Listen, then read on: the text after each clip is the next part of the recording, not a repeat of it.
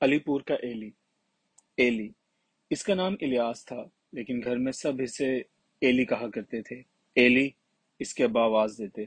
ابا کی آواز سن کر اس کا دل دھک سے رہ جاتا۔ ایلی حقہ بھر دو۔ وہ چپ چاپ اٹھ بیٹھتا۔ ابا کے کمرے کا دروازہ بند دیکھ کر ایک ساتھ کے لیے ہچکچاتا، محسوس کرتا کہ اس بند کمرے میں داخل ہونا ٹھیک نہیں۔ دبی آواز میں کھانسنے کی کوشش کرتا تاکہ کمرے کے لوگ اس کی آمد سے مطلع ہو جائیں، لیکن اس کے آواز حلق میں سوکھ جاتی۔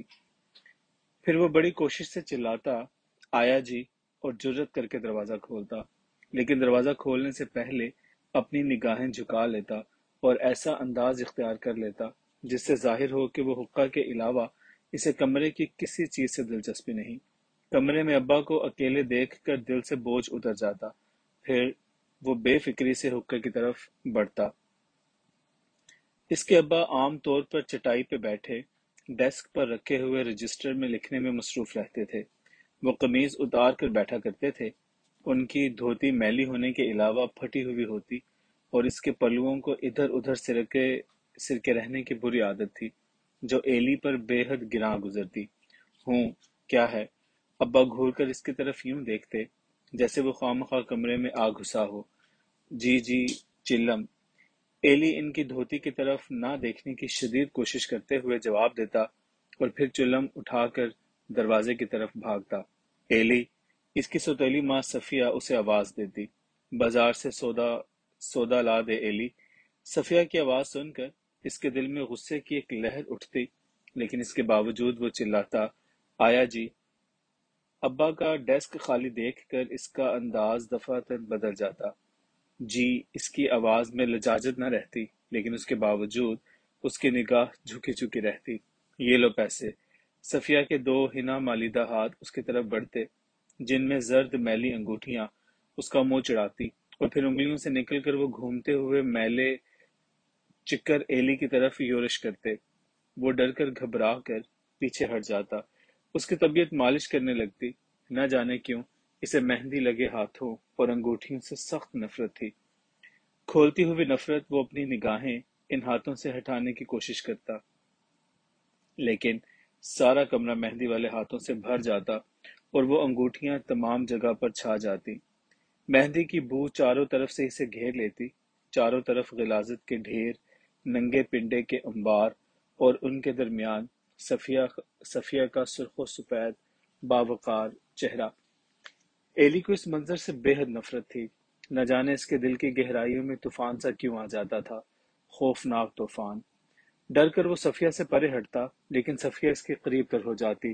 اب لو بھی۔ صفیہ زبردستی چند پیسے اس کے ہاتھ میں تھما دیتی۔ مہندی کی بو سے رچے ہوئے پیسے ایلی کے ہاتھ کو کاٹتے۔ ہتھیلی میں جلتی انگوٹھیوں سے بچنے کے لیے گھبرا کر وہ نگاہ اوپر اٹھاتا۔ صفیہ کا اتنا بڑا گورا چٹا چوڑا چہرہ دیکھ کر وہ پھر نگاہیں جھکا لینے پر مجبور ہو جاتا۔ پھر اس کی نگاہیں صفیہ کی ململ کی قمیض پر پھسل آتی۔ ململ کی سفید قمیض دیکھ کر دفعتاً اسے خیال آتا کہ کہیں قریب ہی سے وہ ابھری ہوئی ہے۔ شرم سے اس کی پیشانی پر پسینے کے قطرے ابھر آتے۔ توبہ ہے، توبہ ہے۔ اس کا دل دھک دھک کرنے لگتا۔ ایک سیر آلو اور 2 پیسے کی پیاز۔ وہ بآواز بلند دہراتا جیسے وہ مشکل کشائی کا اسم اعظم ہو جس کا ورد کرنے سے وہ اس طوفان سے مخلصی پا سکتا ہو، اس غلاظت سے خود کو محفوظ کر سکتا ہو۔ پھر وہ بھاگ لیتا، 1 سیر آلو 2 پیسے کی پیاز، 1 سیر آلو 2 پیسے کی پیاز۔ آلو ابھرتے، پیاز کے چھلکے کھل جاتے اور ململ کی شکل اختیار کر لیتے۔ ایلی، اس کی اپنی ماں ہاجرہ اسے آواز دیتی، ڈونگے میں پانی لا دے۔ وہ باورچی خانے میں داخل ہوتا۔ ہاجرہ برتن مانجنے، آٹا گوندھنے یا آلو چھیلنے میں مصروف ہوتی۔ اماں، وہ ماں کے قریب تر ہو جاتا، تم ہر وقت ان کا کام کیوں کرتی ہو؟ گھر کا کام جو ہوا، گھر کا کام کرنا ہی پڑتا ہے نا۔ گھر تو ان کا ہے اماں، پھر تم کیوں کام کرتی ہو؟ نہ بیٹا، ایسی باتیں نہیں کرتے۔ اماں، مجھے بھوک لگی ہے، کام ختم کر کے اپنا چولہا جلاؤں گی نا۔ اتنی رات تو ہو چکی، بس ابھی ختم ہو جائے گا کام۔ اماں، ہمارا چولہا الگ کیوں ہے؟ اپنا چولہا الگ ہی ہونا چاہیے بیٹا۔ تو پھر تم دوسروں کا چولہا کیوں جلاتی ہو؟ فضول باتیں نہ کر، माँ चिढ़ जाती, जा आराम से बैठ फरहत के पास, अभी आती हूँ मैं। एली को फरहत से चिढ़ थी, वो मगन रहती थी जैसे कुछ हुआ ही ना हो। वो इस घर के माहौल से कतई बेपरवाह मालूम होती थी। उसके लिए कोई बात अनोखी न थी। वो दो चूल्हे, दो घरों का काम करने वाली माँ, वो खूनी हाथों वाली सफिया, उसकी उभरी हुई कमीज, सिरकी हुई अब्बा की धोती, और उनका वो बंद कमरा। फरहत इस घर में घूमती फिरती जैसे कोई बात ही ना हो, जैसे वो घर और उसके अफराद उसकी अपनी दुनिया से ताल्लुक ही न रखते हों। अब्बा के बंद कमरे से अजीबो गरीब आवाजें सुनाई देती तो वो चुपचाप अपने काम में मसरूफ रहती, जैसे बहरी हो। घर में फरहत की तरफ कोई मुतवज्जे ना होता था, ना अब्बा उसे कभी बुलाते और ना सफिया पूछती। अलबत्ता अम्मा जब भी फारिग होती तो फरहत के शाने से शाना जोड़ कर बैठ रहती। दोनों बातें भी नहीं किया करते थे, चुपचाप बैठ रहती, यूं जैसे बिन बोले बातें कर रही हों। इस पर एली को और भी गुस्सा आता। इस कदर करीब क्यों बैठती हैं, बात किए बगैर एक दूसरे के साथ यूं चिपकी रहती हैं जैसे गोंद से जोड़ रखा हो। अम्मा के कुर्ब की वजह से वो फरहत से जलता था और अपने आप को फरहत से बेहतर समझता था। फरहत की इस घर में हैसियत ही क्या थी। ना तो अब्बा ने इसे कभी बुलाया था, ना उसे चिल्लम भरने के लिए कहा था, और एली को तो वो अक्सर बुलाते थे। वो जब खाना खाने लगते तो एली को आवाज देते, एली, और जब एली जाता तो दो उंगलियों से बोटी उठाकर इसकी तरफ बढ़ा देते, एली बोटी, और एली इसे हाथ में उठाए यूं अपने कमरे में दाखिल होता जैसे कोई तमगा हो। वो फखरिया अंदाज से फरहत की तरफ देखता, लेकिन फरहत यूं नाक चढ़ाकर मुंह फेर लेती जैसे एली के हाथ में गोश्त की बोटी नहीं, बल्कि मरा हुआ चूहा हो। हूँ, एली ऐसे गुस्से से फुंकारता, बड़ी आई है, जैसे बोटियां खा खा कर उकता चुकी हो। फिर जब सफिया फलों की टोकरी निकालकर उन्हें छांटती और गले सड़े फल अलग करती तो अब्बा एली को आवाज देते, और जब वो उनमें से कम गला सड़ा केला या सेब एली की तरफ बढ़ाते तो सफिया बोल उठती, लो, ये तो अभी अच्छा भला है। ये कहकर वो अजीब सी मुस्कुराहट मुस्कुराती। उस मुस्कुराहट से सारा कमरा भर जाता और एली खुद महसूस करता जैसे वाकई वो फल अभी अच्छा भला हो और इस काबिल ना हो कि किसी को दिया जाए। अली अहमद हैरत से सफिया की तरफ देखते और फिर खिसियानी हंसी हंसकर दूसरे गले सड़े फलों से चुनाव करने में मसरूफ हो जाते। अगर कभी अब्बा कोई फल फरहत को देते तो वो उसे यूं एक तरफ रख देती जैसे वो खाने की चीज ही ना हो। बड़ा बनती थी फरहत, और अम्मा इसकी इन हरकतों पर खफा होने के बजाय फखर और मुसर्रत से उसकी तरफ देख देख कर मुस्कुराती। अम्मा की इस मुस्कुराहट पर एली महसूस करता जैसे फरहत और अम्मा ने चोरी चोरी आपस में समझौता कर रखा हो। उसे गुस्सा आता कि अम्मा इसे समझौता क्यों न करती थी। अव्वल तो एली अपने हिस्से का फल रख देने का कायल ही न था, और कभी रख देता तो अम्मा पंजे झाड़ कर इसके पीछे पड़ जाती। ए, अब खा भी ले, ऐसे पड़ा रहेगा खराब हो जाएगा। अम्मा ये बात फरहत से क्यों नहीं कहती, वो सोचता। वो हमसे एक सा बर्ताव क्यों नहीं करती। फरहत की बात छोड़िए, खुद सफिया खुद सफिया से अम्मा का बर्ताव अजीब सा था। सफिया गर्दन उठा, छाती उभार हाजरा के सर पर आ खड़ी होती। हाजरा, ये करो, वो करो, और ये तुमने अभी तक किया ही नहीं, और वो काम जो मैंने कल तुम्हें दिया था वो। सफिया की बातें सुनते हुए अम्मा की हालत अजीब होती। उसकी निगाहें सफिया के चेहरे पर लगी होती, जिस्म में गोया जान ना होती, नस नस हाजिर होती। एली को तो शक पड़ता था कि अम्मा इस पर कुर्बान हुई जा रही है, और उसके मुंह से निकले हुए हर लफ्ज को यूं उठाती जैसे कुरान शरीफ का वर्क हो। आसफी मोहल्ले वालियां सब एक जुबान होकर कहा करती थीं, हे हाजरा, बेचारी तो मजलूम है, जिसे सोकन की खिदमत करनी पड़ती है। लेकिन बहन, सच पूछो तो हमारे लिए तो घर वाली वही है, और ये काले मुंह वालियां जो घर में आ जाती हैं, हमें इनसे क्या। मोहल्ले वालियां बकती थी। सफिया का मुंह काला कहाँ था, उल्टा वो तो सुर्ख और सफेद था। न सफिया सोकन थी, न अम्मा मजलूम। फिर वो क्या थी। इस उलझन को भूलने के लिए एली नीचे मोहल्ले के अहाते में उतर जाता। उसका अपना घर एक मुअम्मा था। वो मेहंदी वाले हाथों, मलमल के उभारों वाली सफिया, सोकन को मोहब्बत भरी नजरों से देखने वाली हाजरा, सुनती बहरी बोलती गूंगी फरहत, और बंद कमरे में बैठने के शौकीन अली अहमद। आसफी मोहल्ले की चौगान में पहुंचकर वो अपने घर को भूल जाता। حتیٰ کہ چوگان میں کھیلتے ہوئے اسے ابا کی آواز سنائی دیتی، ایلی ایلی۔ ابا کا حقہ بھرنے کے بعد وہ ان کاموں سے بچنے کے لیے احاطہ چھوڑ کر علی پور کے بازاروں یا کھیتوں میں چلا جاتا، اور کھیل کھیل کر تھک جاتا تو کسی درخت کے تلے بیٹھ کر سوچنے لگتا، ان کا گھر ایسا کیوں ہے، ابا ایسے کیوں ہے، صفیہ کون ہے، کہاں سے آئی ہے؟ علی پور علی پور چھوٹا اور بے حد پرانا قصبہ تھا۔ اس کی وضع قطع وہاں رہنے والوں کی نفسیات کی آئینہ دار تھی۔ قصبہ کے ارد گرد چاروں طرف نانک چندی اینٹوں کی فصیل بنی ہوئی تھی، جو اب جگہ جگہ سے گری جا رہی تھی، جس میں جگہ جگہ بڑے بڑے شگاف پڑ چکے تھے۔ فصیل میں 8 دروازے اور 2 موریاں تھیں۔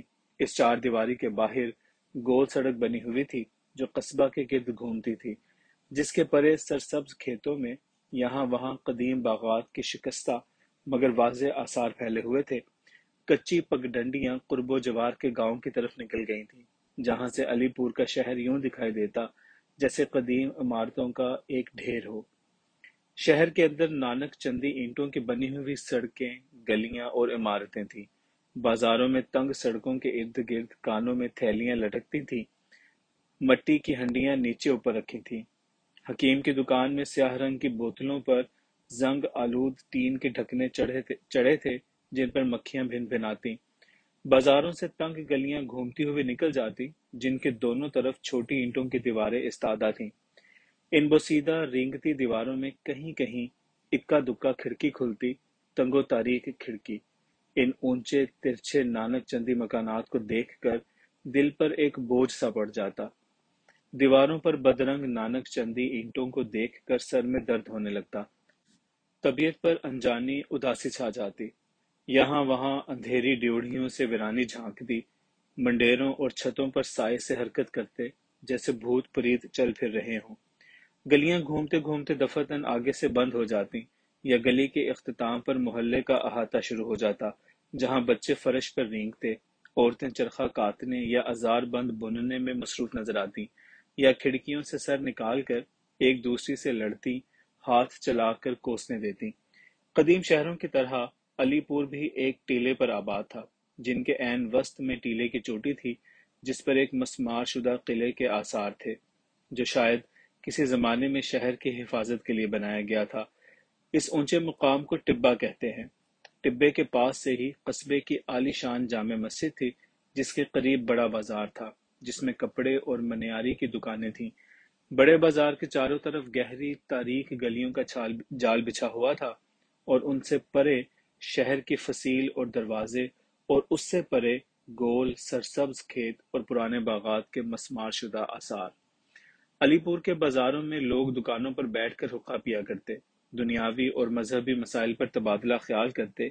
کوئی اس اہم بات پر روشنی ڈالتا کہ شیخ عظمت بیگ کے گھر اولاد کیوں نہیں ہوتی، کوئی یہ نقطہ سمجھاتا کہ آصف علی کی بیگم دراصل کس خاندان سے ہے، ایک اس امر کی وضاحت کرتا کہ نور حجام کے پاس وہ کون سا بے نظیر نسخہ ہے جو تنکوں کے حساب سے استعمال کیا جاتا ہے، ایک یہ راز فاش کرتا کہ بابو سمیع کے لڑکے اعظم بیگ کی بیوی کی آنکھیں اتنی متکلم کیوں ہیں۔ نتھو تمباکو فروش کی دکان پر چوپٹ کا کھیل چلتا، بولے حکیم کی دکان پر شریعت سے متعلقہ مسائل پر گرما گرم بحث ہوتی، معراج لنگڑے کی دکان پر ترب کی بازی کھیلی جاتی، اور چاند حلوائی کے تخت پوش پر آنے والے سیاسی دور کا تذکرہ رہتا۔ ہر دکان پر ایک نہ ایک خصوصی قسم کا مجمع لگا رہتا۔ یہ لوگ ہر آنے جانے والے کو غور سے دیکھتے، کہاں سے آیا ہے، کہاں جا رہا ہے، کیوں آیا ہے، کس لیے جا رہا ہے، اور اس کے گزر جانے کے بعد دیر تک ان تفاصیل پر اپنی رائے کا اظہار کرتے رہتے۔ اجنبی کی آمد پر پہلے تو ان کی نگاہیں اس پر مرکوز ہو جاتی اور اس کا احاطہ کر لیتی، پھر اس کا تعاقب کرتی۔ ایک گروپ کی نگاہوں کی زد سے نکلنے کے بعد وہ دوسرے گروہ کی نگاہوں پر چڑھ جاتا، اس کے خد و خال، لباس، انداز، چال، گفتگو اور سرسری حرکات کا مفصل جائزہ لیا جاتا، پھر ان جملہ تفصیلات پر اظہار خیال کیا جاتا، اور پھر تنقید اور تبصرہ کے بعد اس کی شخصیت اور طور اتوار پر آخری فیصلہ سنا دیا جاتا، جس کے خلاف اپیل کرنے کی گنجائش نہ ہوتی اور جس کو بدلنے کا سوال پیدا ہی نہ ہوتا تھا۔ آصفی محلہ علی پور کے جنوب مغرب میں ہاتھی دروازے کے قریب بڑی ڈیوڑھی کے عقب میں آصفی محلہ تھا، جس میں ایلی کے عزیز و اقربا رہتے تھے۔ بڑی ڈیوڑھی کے پٹ زنگ آلود ہو چکے تھے اور چولہے بیکار۔ ڈیوڑھی کی پیشانی پر دھندلے حروف میں کچھ لکھا ہوا تھا۔ اندر ڈیوڑھی کے پہلو میں آصفیہ مسجد تھی، جس کے قریب شاہ ولی کا مزار تھا۔ مزار سے آگے آصفی محلہ تھا۔ چاروں طرف 4 منزلہ مکانات استادہ تھے، جن کے درمیان ایک وسیع احاطہ تھا، جس میں کمیٹی کی ایک خمیدہ لالٹین لگی ہوئی تھی۔ احاطے کے ایک طرف رنگ محل تھا، جس کے چونے کچی دیواروں پر رنگ کے نقش و نگار کے بجائے میل جما ہوا تھا۔ دوسری طرف شیش محل تھا، جس میں نہ تو کوئی شیشہ لگا ہوا تھا اور نہ بلور۔ دونوں کی وضع قطع طور پر محل کی سی نہ تھی۔ اس کے باوجود محلے والے انہیں رنگ محل اور شیش محل کہتے تھے۔ شیش محل کے نیچے ایک فراخ تہہ خانہ تھا، جس میں ایک مسجد اور ایک کنواں تھا۔ اس تہہ خانے کے متعلق مختلف قسم کی روایات مشہور تھیں۔ کہا جاتا تھا کہ یہ تہہ خانہ بندے کے حملوں سے بچنے کے لیے تعمیر کیا گیا تھا۔ جب سکھ لٹیرے شہر پر حلہ بولتے تو آصفی محلہ کے مرد، عورتیں اور بچے تہہ خانے میں پناہ لیتے، مسجد میں نماز پڑھتے، اپنی سلامتی کی دعائیں مانگتے اور کنویں کا ٹھنڈا پانی پی پی کر اللہ کا شکر بجا لاتے۔ محلے میں کئی ایک ڈیوڑھیاں اور کمرے ایسے تھے جن میں سورج کی روشنی کبھی داخل نہ ہوئی تھی۔ دوپہر کے وقت بھی محلے والے ہاتھوں سے ٹٹول کر یا دیا سلائی جلا کر ان ڈیوڑھیوں اور کمروں سے گزرا کرتے تھے۔ ان پرانے محلات میں چونے گچے کمرے تھے، جن کی کھڑکیاں ایک زمانے سے بند پڑی تھیں۔ چھجے خمیدہ ہو چکے تھے، کمروں میں جالے تنے ہوئے تھے، چھتوں میں چمگادڑیں رہتی تھیں اور خمیدہ دیواروں میں شگاف پڑ چکے تھے۔ ان مکانات میں نت نئے انکشافات ہوتے رہتے تھے۔ کسی اندھیر کمرے میں کسی بوسیدہ صندوق سے کوئی قلمی مسودہ برآمد ہو جاتا، کسی چونے گچی دیوار پر کسی پرانے کتبے کا از سر نو انکشاف ہوتا، یا کسی طاق کے اندر ایک مزید چھپے ہوئے طاق کا پتہ چلتا۔ شاید اسی وجہ سے ہر آصفی کے دل میں ایک پرائیویٹ خیال جاگزی رہتا کہ محلے کے کسی نہ کسی کونے میں کہیں نہ کہیں دبا ہوا خزانہ موجود ہے، لیکن ہر آصفی نے اس امید افزا خیال کو دل میں چھپا رکھا تھا۔ وہاں کسی دبے ہوئے خزانے کا ہونا بعید از قیاس نہ تھا، کیونکہ سبھی جانتے تھے کہ شہنشاہوں کے زمانے میں جب آصفی برسر اقتدار تھے تو ان کی تنخواہ سرکاری خزانے سے گدھوں پر لد کر آتی تھی۔ پرانے زمانے میں آصفیوں کی عظمت مسلم تھی، لیکن اب وہ باتیں محض قصے تھے، خوش کن تھے۔ اب آصفی اور ان کے رنگ محل اور شیش محل کے ارد گرد بسنے والے خدمت گار اور مکین سب خلط ملط ہو چکے تھے۔ سارے محلے میں صرف چند افراد ایسے تھے جو مکتب سے تحصیل یافتہ تھے، اس لیے زیادہ تر آصفیوں کا شغل دکانداری، مزدوری اور بیکاری پر مشتمل تھا۔ یہ آصفیوں کے انحطاط کا زمانہ تھا، اس لیے وہ اپنی عظمت کا احساس پدرم سلطان بود سے اخذ کرتے تھے۔ گزشتہ جاہ و حشمت کی کہانیاں ان کے نزدیک حال کی فارغ بالی سے کہیں زیادہ وقعت رکھتی تھیں، جنہیں سنانے میں آصفی محلے کی بوڑھیاں بخل سے کام نہ لیتی تھیں۔